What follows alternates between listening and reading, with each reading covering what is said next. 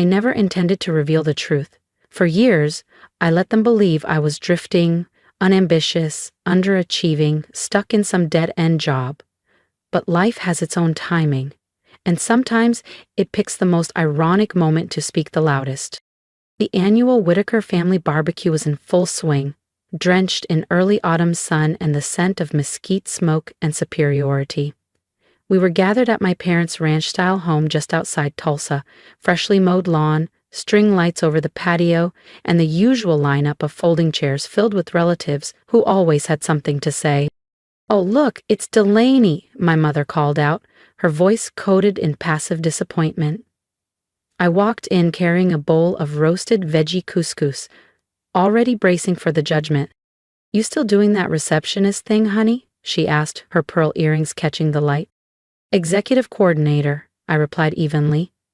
"At Valiant Group."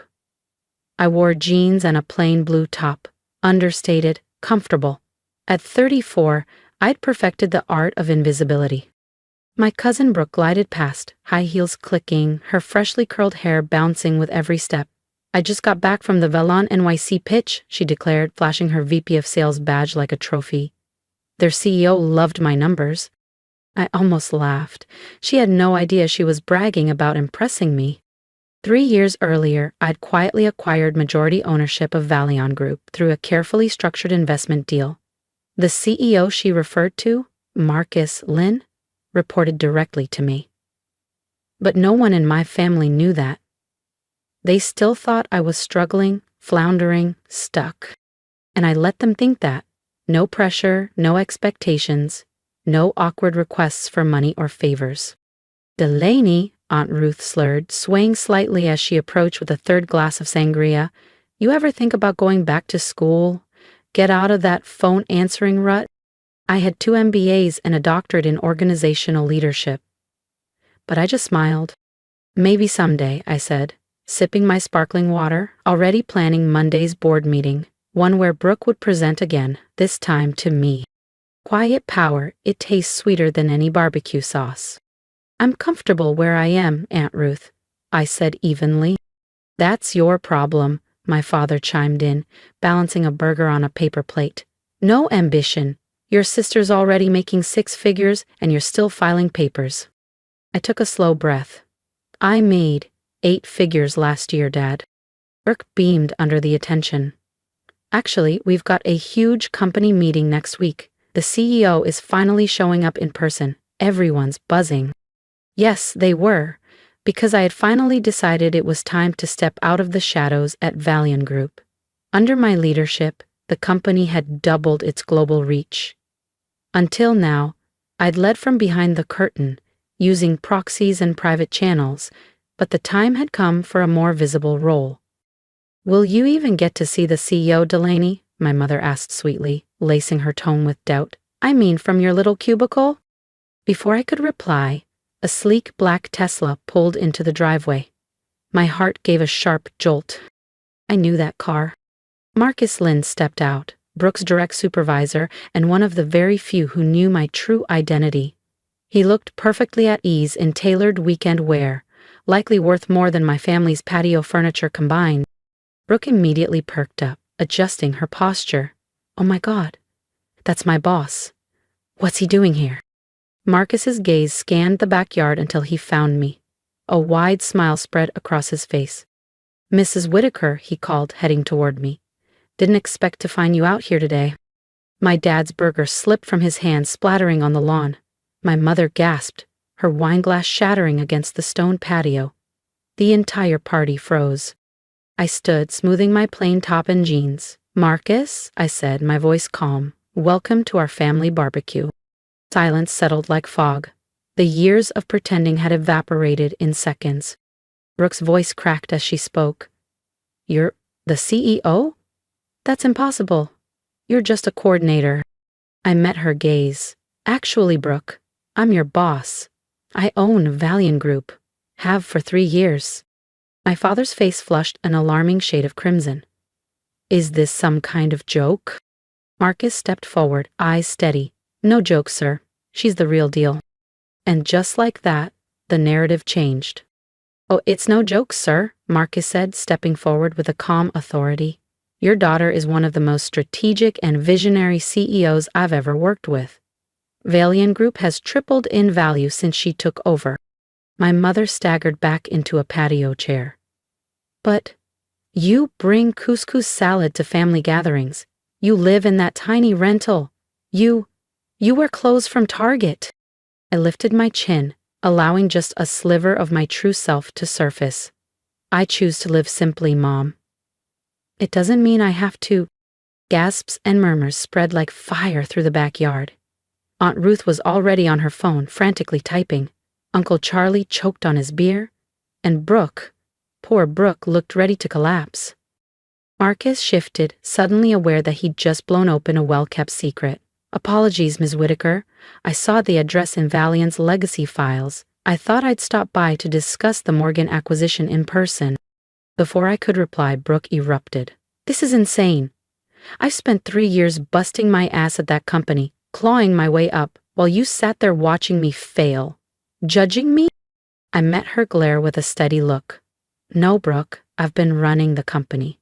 Every raise, promotion, and performance review you received, or didn't, was earned, including the times you took credit for your team's work. Her face turned crimson. Everyone knew Brooke had a habit of stealing credit. She'd been doing it since we were kids. You're lying, Dad barked, his voice thick with denial. Delaney, she can't even pick paint colors without asking her mother. I swallowed the familiar sting and straightened. Would you like to see my tax returns, Dad? Or Valiant's board filings? I'm sure Aunt Ruth has already pulled up 6 press releases. Sure enough, Aunt Ruth's jaw dropped. Valiant Group.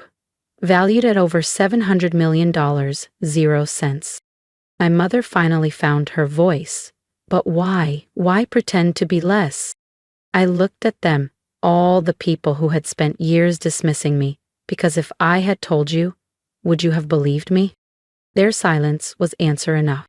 If you've ever been underestimated by the people closest to you, hit subscribe, because in the next chapter, Delaney's quiet power is about to turn the whole family legacy upside down. Marcus shifted awkwardly, clearly aware he was witnessing something far more intimate than a boardroom confrontation.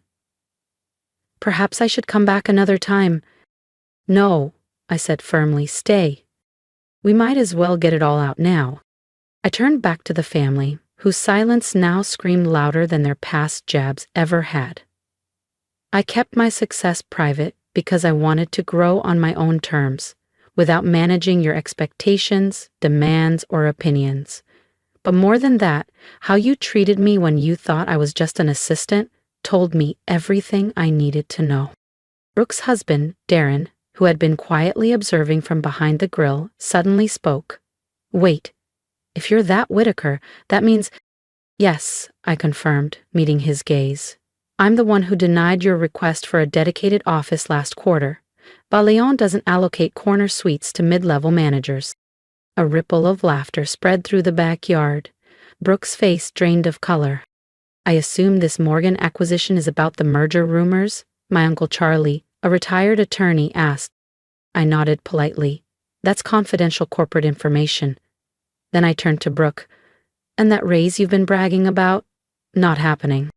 You can't just do that, she snapped. That's discrimination. Brooke, I can. Your last 3 campaigns were over budget. Your team has the highest turnover in the division, and your original pitch last month mirrored our competitor's ad from 2021, almost word for word. He shrank under the weight of it. I may be your sister, I added, but at Valiant I'm your CEO, and unlike this family, we reward merit, not favoritism. My mother dropped into a chair, fanning herself like she might faint. All this time, the things we said. Yes, I said, cutting her off. The judgment, the snide remarks, the kids' table, the looks, I remember all of it. I stood taller in my simple Target dress, and I rose anyway. The silence was absolute, stunned, regretful, raw. Then Marcus cleared his throat. For what it's worth, your daughter has built one of the most admired companies in our industry. Our retention rates are top tier, our profit margins are unmatched, and our leadership model is studied at Stanford and Wharton. Speaking of business, I said, reaching into my minimalist leather tote and pulling out an envelope, I have something for you, Dad. His fingers shook slightly as he unfolded the document inside. A property deed, specifically for the very backyard we stood in. The place where I'd been dismissed, sidelined, and underestimated for years. The mortgage you've been struggling with? I said softly. It's paid off. He stared at the paper like it might catch fire in his hands. Consider it repayment, I continued, for all the investments you didn't make in me. Aunt Ruth choked on her sangria. Uncle Charlie fumbled his phone, sending it skittering across the patio. Brooke looked like she'd finally lost consciousness, if only briefly. I turned to Marcus and let my voice shift, confident, crisp, corporate. Now, about the Morgan acquisition. Shall we discuss it over dinner? I know a place, no family ownership involved. As we walked toward his Tesla, silence trailed behind us like smoke. Then, from the patio, my mother's fragile voice called out, "But what about the barbecue?" I looked back one last time. Paper plates abandoned, potato salad untouched. Frozen expressions mid-realization. I think we're done here, I said. I've got a company to run. Oh, and Brooke, I added just loud enough, don't be late for Monday's meeting. We're announcing some restructuring. In the car, Marcus glanced over. I'm sorry, I didn't mean to detonate that like I did. I laughed, really laughed, deep from the chest. Don't apologize, I said. Some truths need explosions. Will you be okay? I looked out the window, watching the house recede into the dusk. Years of quiet, of diminishing. Now, I've never been better. The next week, I walked into Valian's downtown headquarters, not in my quiet blouse and jeans, but a tailored charcoal suit that made people turn. Madison. Brooke stood outside my office, her badge already updated for her transfer to a smaller satellite location. Sometimes leadership meant tough calls. Sometimes it meant justice. I took my seat, glanced at the old family photo in my drawer, a younger me, smiling softly at the edge. And I smiled again, because I wasn't on the sidelines anymore. I stared at the old family photo one last time.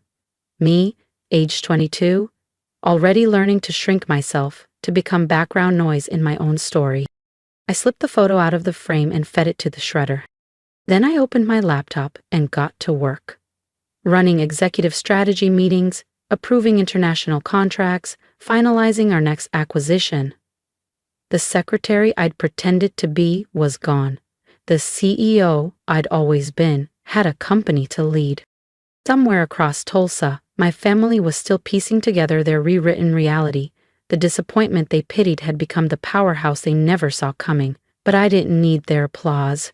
I'd stopped chasing it the day I bought my first firm. They were only catching up now. Success, I'd learned, doesn't need an audience. It needs conviction. And, sometimes, a barbecue bombshell. In the weeks after, my phone buzzed nonstop.